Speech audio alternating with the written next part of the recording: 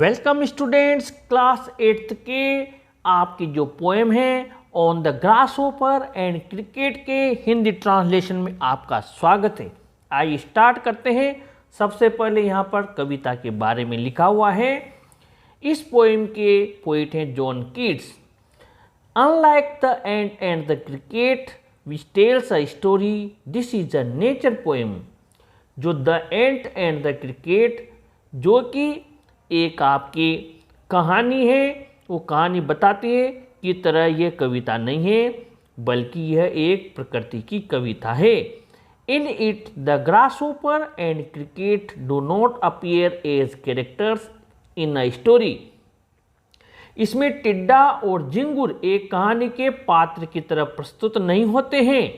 Rather they act as symbols each suggesting something else, बल्कि वे एक प्रतीक जैसे होते हैं, प्रतीक जैसे प्रत्येक कुछ अलग समझा रहा है।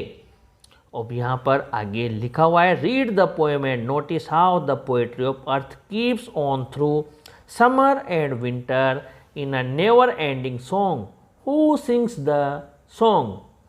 कविता पढ़ो और ये पता लगाओ कि कैसे धरती की कविता सारी गर्मियों और सर्दियों में कभी न समाप्त होने वाला गीत है।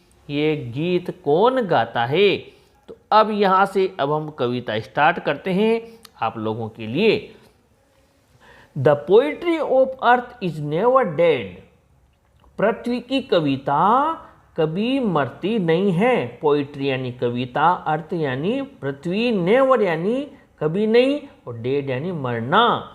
When all the birds are faint with the hot sun and hide in cooling trees, a voice will run.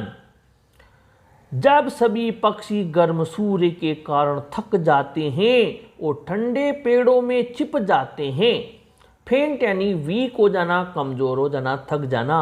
Hide यानी छिपना, कूलिंग यानी ठंडे, और वॉइस यानी आवाज। From has to has about the new mown mead। यहाँ पर आपको meaning समझा देता हूँ। हैज का मतलब है बाड़ा, न्यू मॉन मीड का मतलब मैदान जिसकी घास हाल ही में काटी गई है।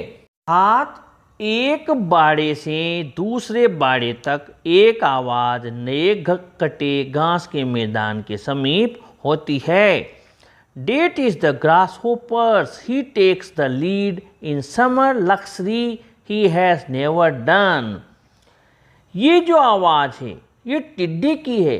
गर्मी की विलासिता के आनंद में वो आगे रहता है, यानी वो हमेशा से ही समर यानी गर्मी और लक्सरी यानी आनंद, विलास प्रियता में वो आनंद रहता है, आनंद में। He has never done with his delights, for when tired out with fun, he rests at ease beneath some pleasant weed। गर्मी की विलासिता में वो आगे रहता है, वो अपने आनंद को कभी नहीं खोता है, क्योंकि जब वो आमोद प्रमोद से थक जाता है तो वह किसी सुहावनी घास पात के नीचे आराम करता है। अब डिलाइट्स का मतलब होता है आनंद, टायर्ड आउट यानी थक जाना, फन यानी मजा लेना, आमोद प्रमोद, ईज यानी आराम से, और बीनीत का मतलब के नीचे, प्रेजेंट का मतलब होता है आनंद, खुशी, और वीड का मतलब घास फूस।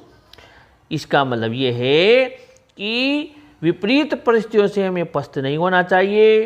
टिड्डा गर्मी में भी हरी कटी घास के नीचे प्रसन्नता से रहता है, जबकि अन्य पक्षी गर्मी से बेहोश होने लगते हैं।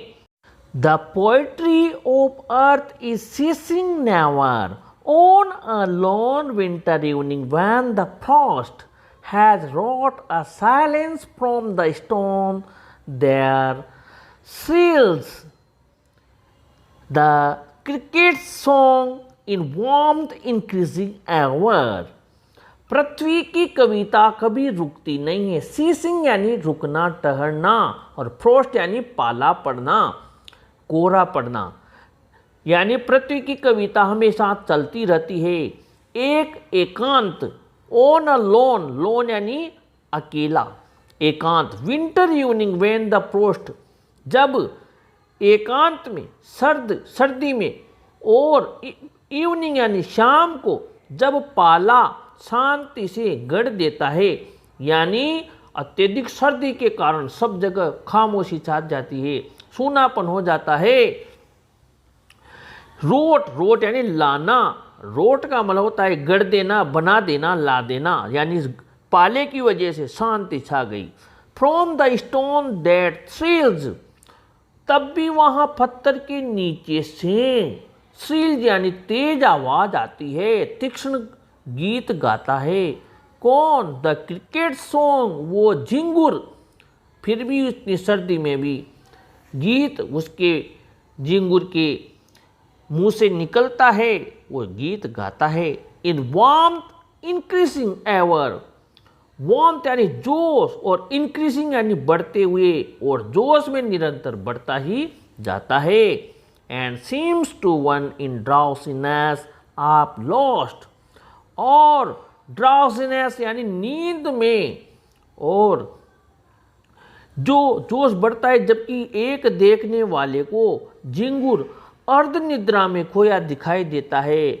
आप लॉस्ट यानी अर्ध निद्रा में, आप यानी आधा खोया हुआ, ड्राउसीनेस यानी निद्रा में, ऊँघना, ऐसा लगता है ये तो सो रहा है।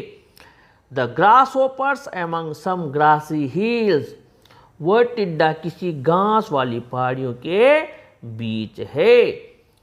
यानी कि प्रकृति से आनंद कभी समाप्त नहीं होता है।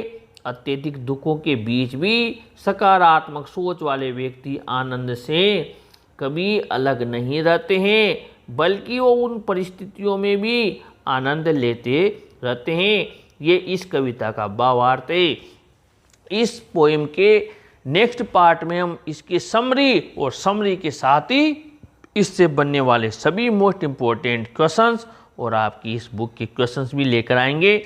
आपको ये हमारा प्रयास अच्छा लगा हो, पोएम अच्छी लगी हो, तो प्लीज़ अपने फ्रेंड्स को ज़रूर शेयर कीजिए, ज़रूर लाइक कीजिए और अपने चैनल को भी ज़रूर सब्सक्राइब कीजिए स्टूडेंट्स। Thank you.